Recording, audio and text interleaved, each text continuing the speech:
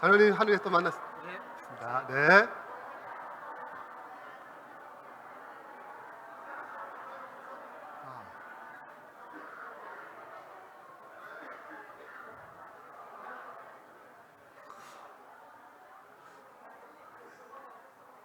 네. 하늘에 온 것 같습니다. 분위기가 너무 좋네요. 화면을 좀 해주시면 좋겠습니다. 네. 저는 서주 앞에 목회 18년 차가 됩니다. 18년이 되고요. 제가 이 교회에 어떻게 오게 됐냐, 사연이 있겠죠. 잠깐 우리 장로님이 말씀하셨지만 여기 제가 지금 보시면 이게 제가 이제 한 4년 전부터 제자 훈련을 하고 있습니다. 제가 처음에 두 집사님과 시작했고요. 그 두 집사님이 또 다른 집사님들, 또 평신도들을 가르치기 시작해서 이렇게 매년 2배씩을 늘어났어요. 그럼 지금은 한 거의 900명 정도가 이 일에 헌신하고 있습니다. 저는 가르친 사람 별로 없지만 그분들이 또 가르쳐서 그 제자훈련 교재가 이 두 책이고요. 여기서 한 얼굴이 있으신 분이 제자훈련을 저한테 받은 거 아니고 한 5대쯤 됩니다. 5번을 거친 거예요. 이분이 자기네 학생들을 가르쳐서 자기 직접 가르쳐가지고 이 청년이 침례를 받는 것입니다. 그러니까 목사님이 가르친 것이 아니고 평신도가 구도자를 가르쳐서 침례를 주는 거예요. 여기는 목회자 그룹인데요. 이분이 누군지 아시는 분 계세요? 태강 36 교목이세요. 이태호 목사님이신데 제자훈련 반, 목회자 제자훈련 팀에서 목사님이 제자훈련을 받은, 성경을 몰라서는 아니에요. 받으시고 우리 교회에 막 침례받은 집사님도 아닙니다. 막 침례받은 이 성도를 이제 성경 공부를 한 것입니다. BW라고 그러는데요. 성경 교사 공부를 시켰어요. 근데 이 분은 아내가 믿지 않습니다. 자기가 받은 은혜가 너무 커서 내가 아내를 가르치겠다 해서 이분이 아내를 집에서 가르치는 거예요. 어떻게 됐을까요? 이분이 침례를 받았어요. 그러니까 목회자 가르친 것이 아니고 누가 가르친 거예요? 평신도가 가르친 것입니다. 이분은 이제 한국에 있다가 미국에 가셔가지고 이제 미국의 성도들 가르치는데요. 이 팀에서 누구를 전도하고 있냐면 이분 누구시 아세요? 이게 시애틀인데요. 이게 이제 우리나라의 최초로 여성 우주인이죠. 이소연 씨라고 이분을 구도자 삼아 성경 공부를 가르치고 있습니다. 이게 케이스가 많은데요. 여기는 이제 장로님도 자기가 다 불렀어요. 교회에 잘 안 나오는 사람들 이렇게 불러가지고 성경 공부를 하는 것입니다. 이렇게 해서 이제 침례 받는 장면입니다. 제가 여기 온 이유 중에 하나가 이제 아마도 이번 계기 2019년을 계기로 이렇게 교우님들이 누구를 목회자에게 가는 것이 아니고 교우님 스스로가 내 구도자를 내가 가르치셔서 침례를 주는 형태가 좋을까요? 아니면 목회자가 다 가르치기 좋을까요? 그럼 목회자가 800명 정도 돼 있습니다. 평균 출석생은 성도가 6만 명 정도 있다고 그래요. 그럼 목회자가 10명씩 한 해에 침례를 준다면 8,000명이 되겠죠. 그러나 6만 명의 성도가 한 사람을 내가 가르쳐서 내가 침례를 준다면 몇 명이 될 것 같아요? 합치면 12만 명이 6만 명이 되는 것입니다. 그렇기 때문에 누구한테 넘겨줘야 되냐면 이 훈련은 평신도에게 가야 돼요. 목회자는 계속 이동합니다. 목회자가 이렇게 개신교와 달리 계속 이동하는 시스템이기 때문에 재림교회는 목회자 중심적인 교회가 아니에요. 재림교회는 사도 바울처럼 자주 인사 이동합니다. 1년, 3년 사도 바울이 이렇게 옮겼습니다. 근데 사도 바울이 사역에 성공한 이유는 누구를 세웠어요? 평신도를 세웠어요. 그들이 직접 성경을 가르치고 양육하고 신앙을 성숙시킬 수 있는 훈련이 됐습니다. 근데 많은 경우에 교회에 보면 나는 내가 알긴 아는데 저 사람을 체계적으로 신앙을 가리켜서 침례를 주고 저 사람 양육시키는 부분에서는 약한 것이에요. 그래서 이번 이 2019년 이 사경회를 계기로 그런 세신을 해보자는 의미로서 저를 여기에 초대한 것 같습니다. 일단은 부족한 저를 이 태계원 제가 그렇게 실감 못했거든요. 그게 뭐 잘 몰라서 이렇게 실감 못했는데 다들 주변에서 태계원교회 사경회 가냐 대단하게 보더라고요. 그래서 이게 정말 대단한 교회구나를 다시 한번 느꼈습니다. 부족한 종을 이 교회에 초대하신 목사님과 또 교훈 여러분 또 이 곳에 오도록 섭리하신 하나님께 진심으로 감사드립니다.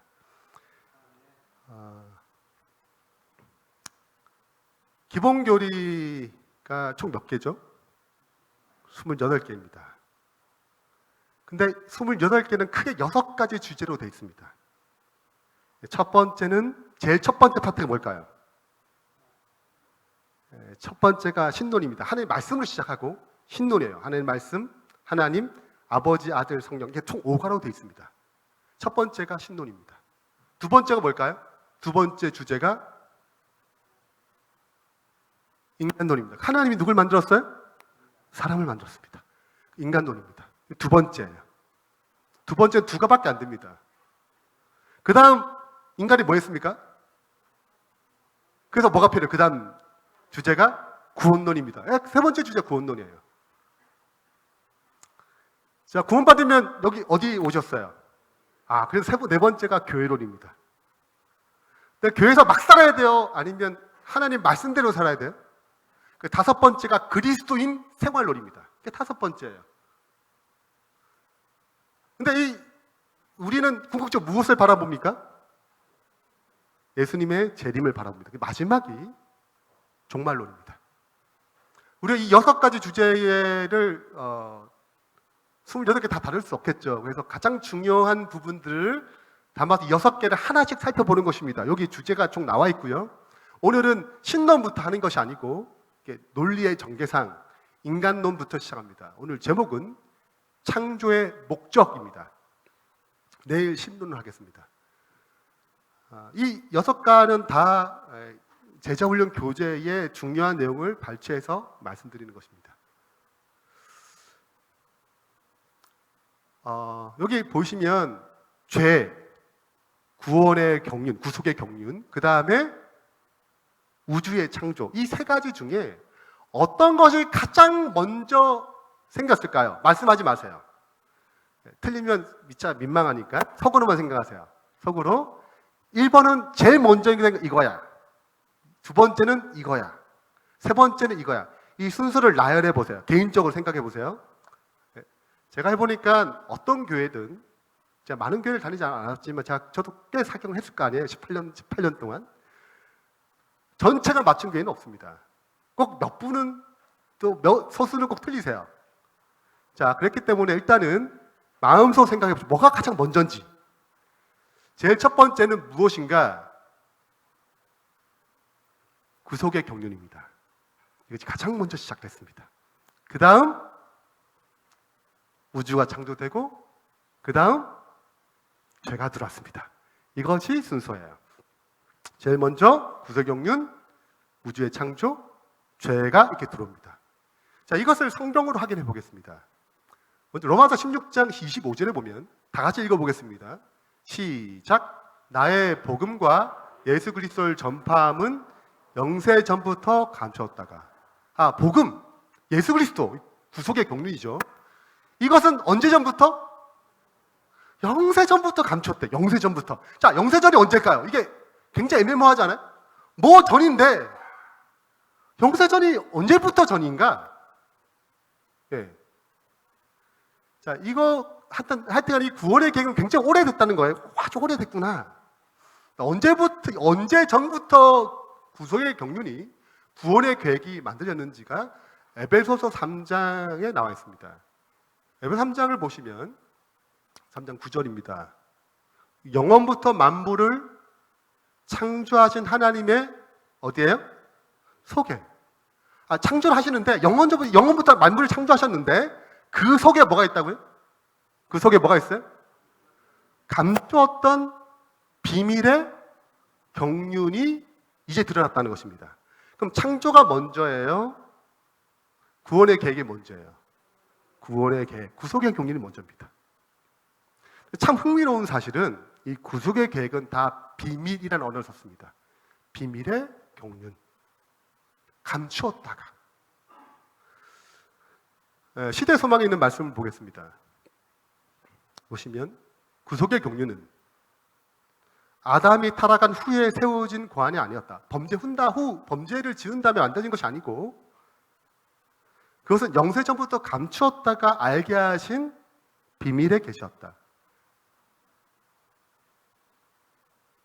하나님께서는 죄가 존재하도록 정해놓지 않으셨지만 죄가 존재할 것을 뭐 하셨어요? 내다 보시고 그 두려운 비상 상태를 위하여 대비책을 세워놓으셨다. 그래서 분명히 창조 전에 뭐가 있었어요? 구속의 계획이 있었습니다. 근데 왜 비밀일까요? 말하면 안 돼요, 이렇게? 아담과 하와야, 너 이거 선악과 안 먹잖아. 그럼 내가 널 위해서 십자가를 준비했어. 이걸 미리 말씀하면 안 되나요? 제가 한 예를 들어보겠습니다. 제 아들이 중학교 2학년입니다. 저는 이제 중학교 2학년 아들, 초등학교 5학년 딸이 있습니다. 아들은 저보다 키가 조금 작아요. 이게 저가 비슷합니다. 근데 이렇게 잘 걸어다가 가끔씩 이렇게 쿡 쓰러져요. 다리 힘이 풀렸는지 등산 가더라도 또 이렇게 가끔씩 쓰러집니다. 네, 뭐 다리를 뭐 접질러도 하여튼 그게 잘 쓰러져요.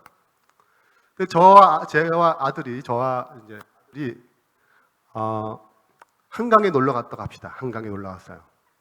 근데 한강은 이렇게 그 한강으로 가는 곳에 이렇게 뭐 철조망이라든지 위험 표시가 별로 없어요. 그냥 자칫 뭐 걷다가 뭐 할 수 있습니까? 넘어지면 빠질 수도 있습니다. 그럼 이제 제가 한 가정을 해볼게요. 자, 아들이 한강 거기를 거닐고 싶다는 거예요. 자칫 잘못 넘어지면 어디에 빠질 수 있어요? 물에 빠질 수 있어요. 그럼 제가 걱정될까 안 될까요? 그럼 아들아, 성빈아, 조심해. 너 가다가 툭 넘어지면 어떻게 물에 빠져? 그럼 죽을 수도 있다? 제가 뭘 할까요? 위험성을 강조했어요. 근데 아들이 빠지면 어떻게 할까요, 제가? 네. 물론 의심스러운 분도 계시겠지만 제가 수영을 조금 하거든요. 그러니까 제가 너를 뭐 할 거야? 빠지더라도 내가 뭐 할 거야? 아빠가 너를 꼭 건져낼 거야. 염려하지 마. 좋은 아빠예요, 나쁜 아빠예요? 좋은 아빠예요. 근데 이런 말을 하면 될까, 안 될까요? 어떻게 생각하세요? 아들, 너가 넘어지면 내가 널 꼭 구원할 거야. 내가 너 사랑하잖아. 염려하지 마. 굉장히 멋있죠? 근데 이런 말을 하면 돼요, 안 돼요? 왜 안 돼요? 왜 안 돼요? 네? 자, 여러분, 이런 말은 마음에 간직해야 돼요. 이걸 말하는 즉시 어떤 문제가 생기냐면 아들이 경계심을 늦추기 시작합니다. 물에 빠져도 뭐 아빠가 뭐 할 거니까. 건져줄 거니까. 위험성이 낮춰지는 거예요. 경계심이 낮아지는 것입니다. 그러면 지혜로운 아빠라면, 멍청한 저 같은 경우는 그렇게 또 자랑 삼아 또 이렇게 얘기할 수 있겠지만, 지혜로운 아버지라면 말하면 돼요, 안 돼요? 안 되는 것입니다. 어디에 품어야 돼, 그건요? 그 구원의 계획은 마음에 품어야 돼요. 언제 발동되는 것입니까? 물에 빠지면 발동하는 거예요. 하나님께서 구원의 계획을 가졌지만 선악과 얘기할 때도 선악과 먹으면 내가 이렇게 할 거야. 말씀하셨어요? 안 하셨어요? 안 하셨어요. 왜 그래요? 지혜로운 분이시다 그렇습니다. 그래서 이걸 비밀로 한 이유는 죄에 대한 경계심이 낮아져서 죄를 범할 위험성이 높아지기 때문에 그렇습니다. 그래서 하나님 이것을 뭐라 했어요? 비밀로 감췄습니다. 그게 다 비밀의 경륜이에요. 감춰진 것입니다. 근데 한번 생각해 보세요. 좀 완전하신 하나님이잖아요? 뭐 부족하세요, 하나님이요? 부족하지 않아요. 완전히 행복하신 분인가요? 완전한 사랑을 가지신 분인가요? 분명합니다. 굳이 우리를 창조할 필요가 있어요, 없어요? 굳이 우리를 창조할 필요가 있어요, 없어요? 여러분이 만약 사업을 한다고 생각해 보세요. 사업 애착이 있어. 근데 10년 뒤에 망해. 하실 거야, 안 할 거예요? 하실 거 안 할 거예요? 모르면 하죠. 근데 이걸 하면 무조건 망할 거면 할 거 안 할까요? 안 하는 겁니다. 하나님께 우리를 창조하셨다. 그럼 뭘 아세요? 뭘 내다보셨다고요? 죄가 나타날 걸 보셨대요.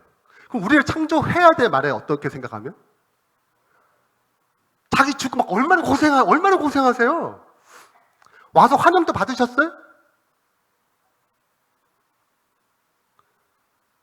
그 생각해보면 하나님께 우리를 왜 창조하셨냐 이거예요. 여기서부터 우리는 짚고 들어가야 되는 것입니다. 우리를 왜 창조하셨죠 하나님께서? 부조가 없으신 하나님께서, 완전히 행복하신 하나님께서 왜 우리를 창조하셨을까요? 자, 이사야 43, 7절에는 가장 대표적인 창조의 목적이 기록되어 있습니다. 한번 읽어보겠습니다. 내 이름으로 시작. 내 이름으로 불려지는 모든 자, 곧 내가 내 영광을 위하여 창조한 자를 오게 하라.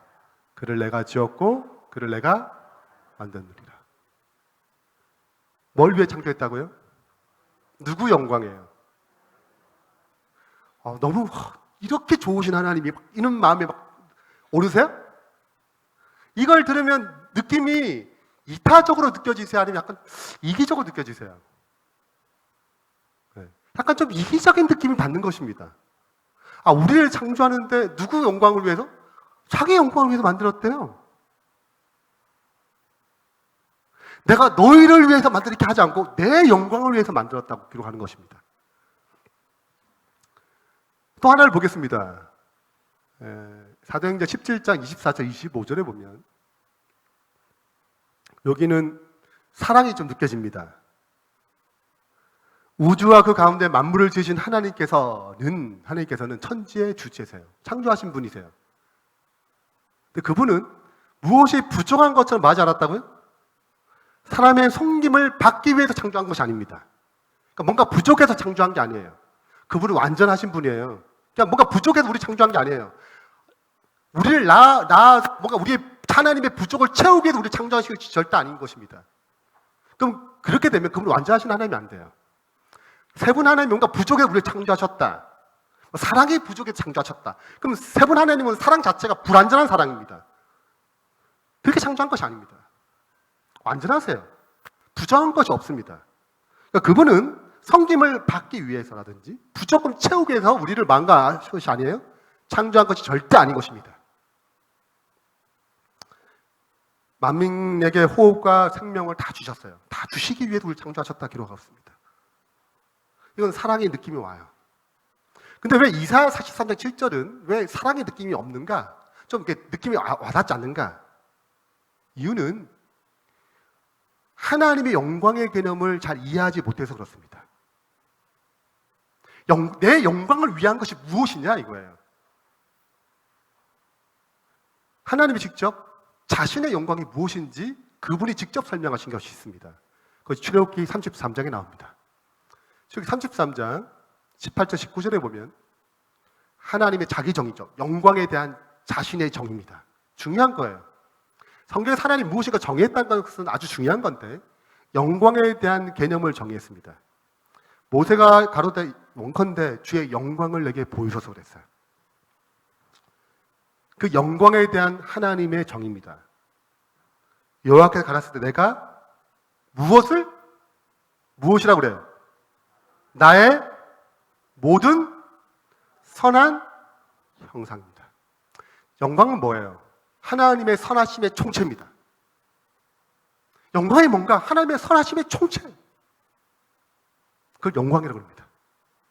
그 총체를 굳이 딱 한 단어로 표현하자면 그걸 뭐라고 그래요? 우린 그렇게 합니까? 하나님은 사랑이시라 그래요.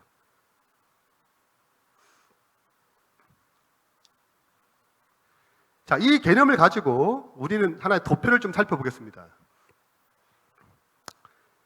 사랑의 삼위 하나님이 계셨습니다. 영원 전부터 계셨어요. 행복하셨을까요? 맞나요? 분명한가요?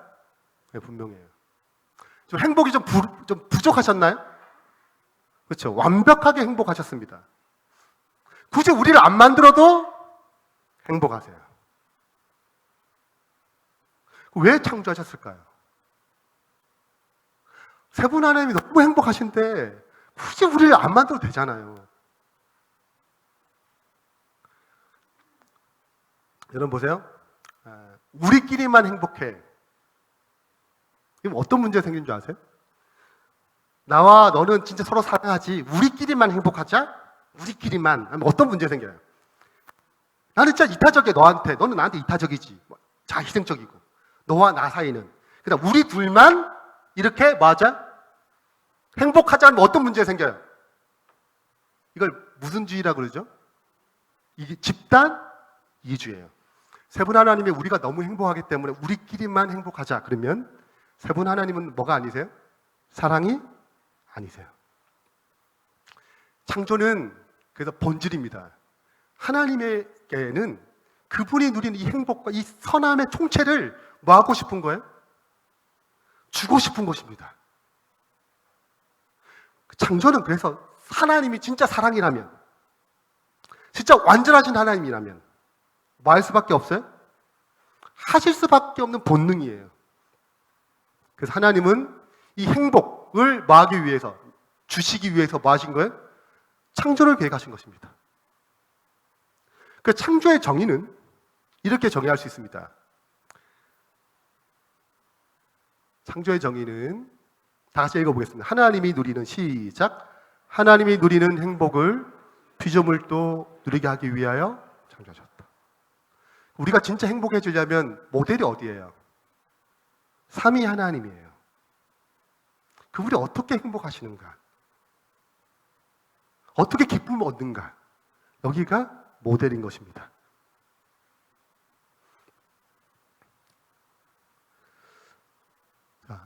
근데 어떻게 행복하면 살 수 있는가를 알려주셔야 돼요? 안 알려주셔야 돼요?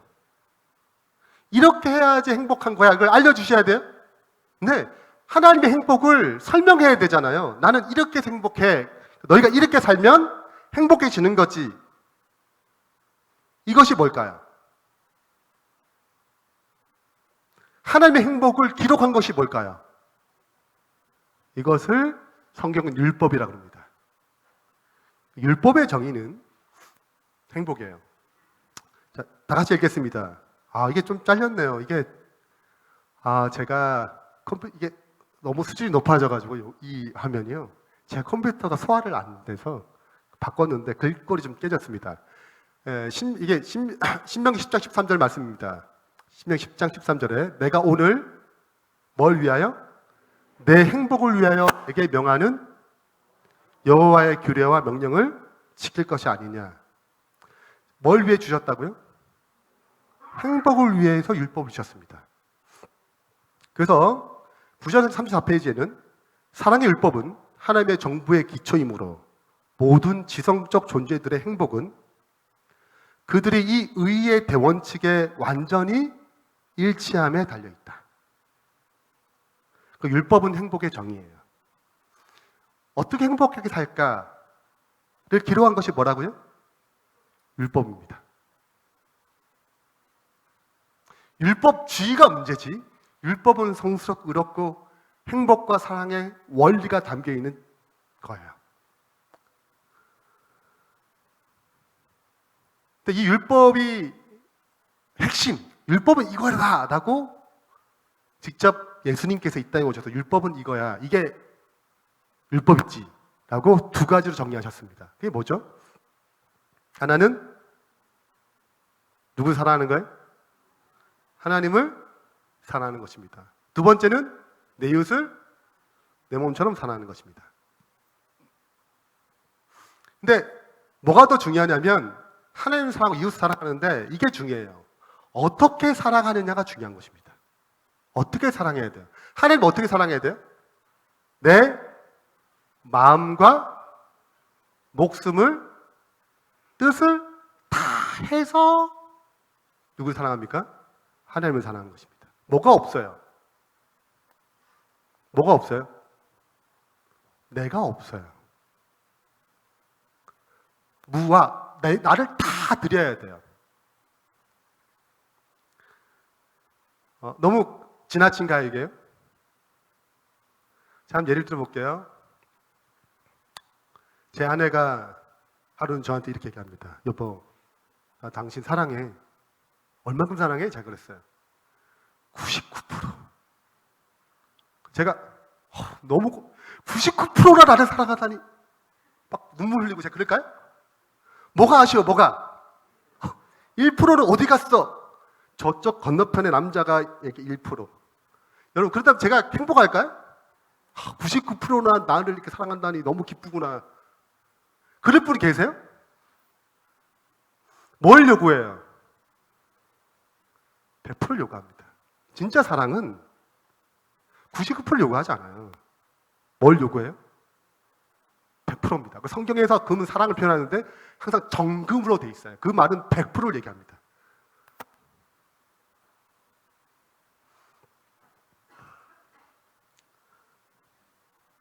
그래서 율법의 기본적인 원칙은 자희생적 사랑입니다. 무화적 사랑입니다. 자, 이런 사랑을 하게 될 때 창조의 목적을 이룬다 그럽니다. 원래 누구의 목적이에요? 하나님이 우리를 창조하신 목적이에요. 이게 창조의 목적입니다.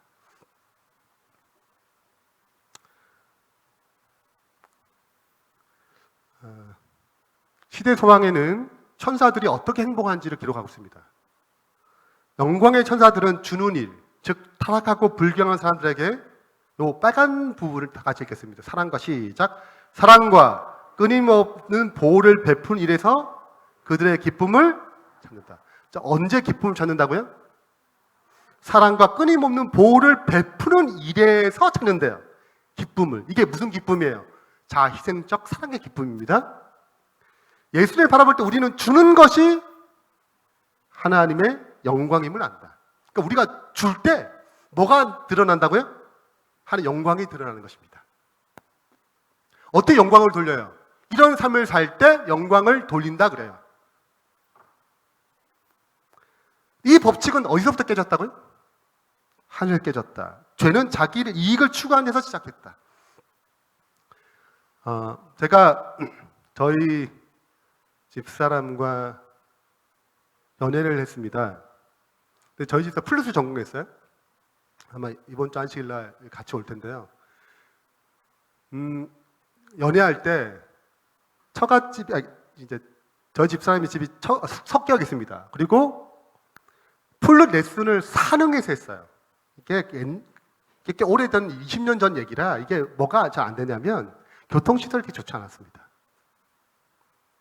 제가 저희 집사람이 밤에 가는 거거든요. 제가 걱정이 돼서 저희 집사람을 매주 수요일마다 밤이니까 8시부터 이렇게 모셔다 드리고 데려오는 일이 됐어요. 집까지. 제가 짜증날까요? 여러분 제가 1시간 기다려야 돼 밖에서요. 그럼 이제 플루 소리가 들려요. 그럼 제가 이렇게 가로등 밑에서 책 읽고 그랬어요. 그 플루스 들으면서. 기뻤을까요? 안 기뻤을까요? 그쵸? 기뻤어요. 뭐에 꽂혔어요? 사랑에 꽂혀서 그 모든 그걸 해주는 것 자체가 기쁜 거예요. 갔다 오면 3시간 가까이 낭비됩니다. 네. 근데 마음이 늘 즐거웠어요. 그게 무슨 의미예요? 사랑이 있는 것입니다. 물론 이것이 죄의 본성상 식죠. 네, 그건 다시 그리스도를 통해서 회복할 필요가 있지만 여하튼 이것이 사랑의 힘입니다. 제가 천성교회에서 이제 부목을 했습니다. 청년들 처음 1년 때 청년들 맡았는데 청년들이 한 30명 있어요. 그러면 청년 집회가 다 끝나면 저녁 식사를 집사님들이 해주십니다. 설거지는 누가 할까요? 청년들이 해요.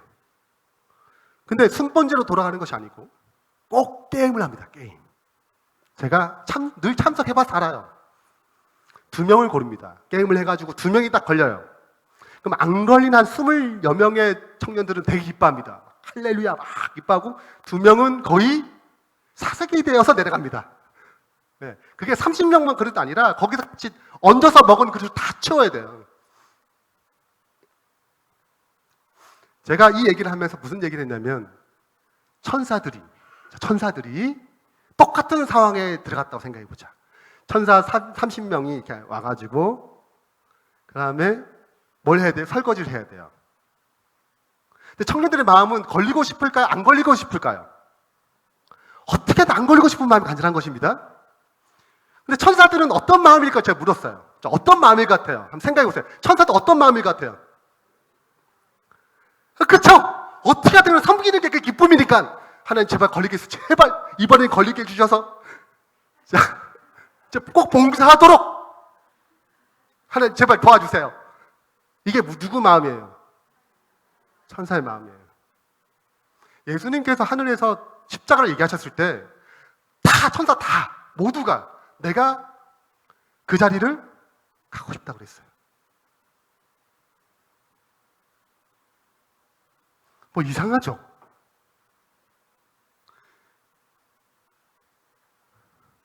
종로의 계단에는 이렇게 기록하고 있습니다. 하늘이 어떤 곳인지 설명했어요. 하늘은 이타적 사랑에 지배한다. 그러나 하나님의 사랑은 또 누구의 마음은 죄인의 마음에서 반응 얻지 못해요.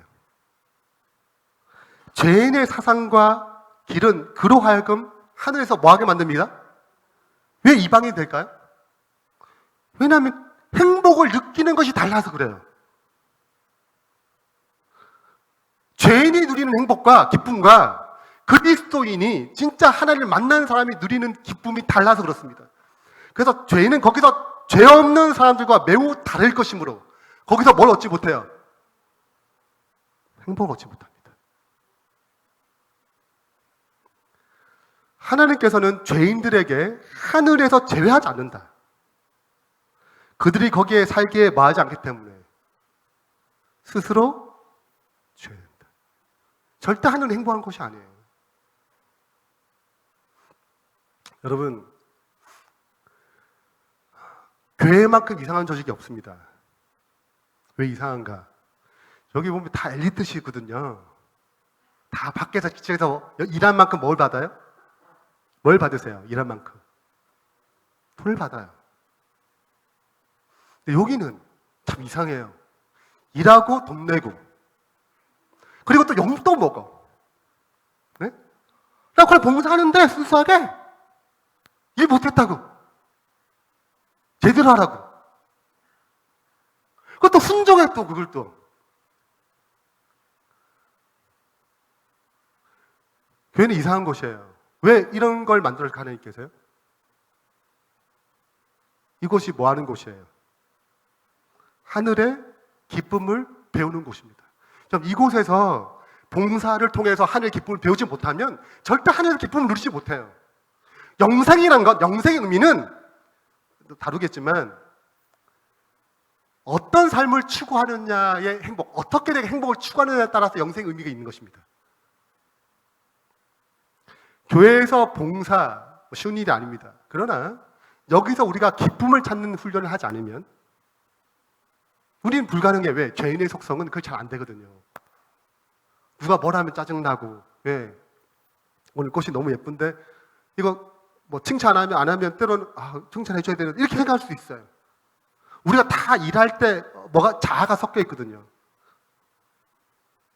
그러니까 누가 인정해주지 않으면 섭섭할 마음이 들 수도 있습니다. 근데 누굴 통해서? 예수 그리스도 통해서 이것이 다듬어지고 변화될 때 이것이 교회자. 그 교회는 다툼이 있어요. 아픔이 있는 것입니다.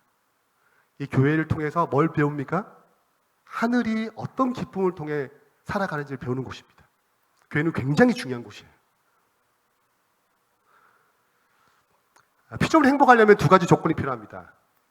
뭘까요? 하나는 이미 했습니다. 뭐가 해서 행복할까요? 행복의 원리, 정의, 율법, 사랑의 법이 있어야 행복합니다. 또 하나가 뭘까요? 아주 중요한 건데 무화적 사랑이 있어야지 행복해져요. 또 하나가 뭘까요? 아시는 것입니다. 또 하나는 선택의 자유입니다. 선택의 자유가 없으면 우리는 강요된 굴종은 뭐 할 수 없어요. 다 아시다시피 성품이 자라나지 않습니다. 로봇가 되는 거죠. 품성의 개발은 성장하지 않습니다. 품성이 자라날수록 사랑이 점점 커지는 거거든요. 사랑이 커질수록 더 행복합니다. 하루는 오래 살수록 더 행복한 곳이에요. 왜? 성품이 점점 커지기 때문에 그렇습니다. 그러나 성품은 선택에 의해서 성장해요. 지금 내가 어떤 선택을 하느냐에 따라서 내 성품이 결정짓습니다. 내 선택에 의해서 결정짓는 거예요. 그럼 선택의 자유를 줘야지만이 사랑이 커지는 것입니다.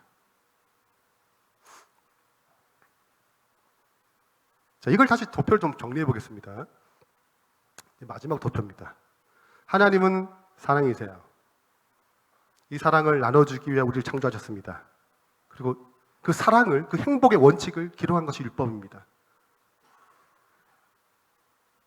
자, 이 율법은 크게 두 가지 핵심은 뭐예요? 하나님의 사랑과 이웃 사랑, 자희생적 사랑에 의해서 그 본질이 그렇습니다. 관계적 언어예요. 자, 이렇게 할 때 창조의 목적이 세워지는 것입니다. 이런 삶이 창조의 목적이에요. 근데 우리는 이것을 뭐 하도록 되어 있습니까? 선택하도록 되어 있습니다. 순종할 거냐, 불순종할 거냐로 창조했어요. 그러니까 우리를 자유의지, 행복을 위해 자유의지를 주셨습니다. 계속 순종하는 삶을 살게 되면 이것을 성경의 언어로 의라고 합니다. 이런 삶을 의라고 그래요. 의로운 삶이라고 그래요. 자, 이것을 법적으로 그래 당신은 의로운 삶을 살았군요 라고 표현하는 것을 칭의 법적 언어입니다. 당신은 죄가 없어요 라고 표현하는 겁니다. 법을 잘 지켰군요 라고 표현하는 것입니다. 자, 이런 사람은 어떤 사람일까요? 의인이라고 합니다. 이 사람 행복할까요? 불행할까요? 행복하겠죠. 빨리 죽으셔야 될까요? 오래오래 사셔야 될까요? 네? 이렇게 막 행복한데 빨리 막 돌아가셔야 돼요? 이런 사람은 어떻게? 영원히 살아야 돼요. 영생을 주는 것입니다. 이것이 가장 행복의 본질이기 때문에 그래요.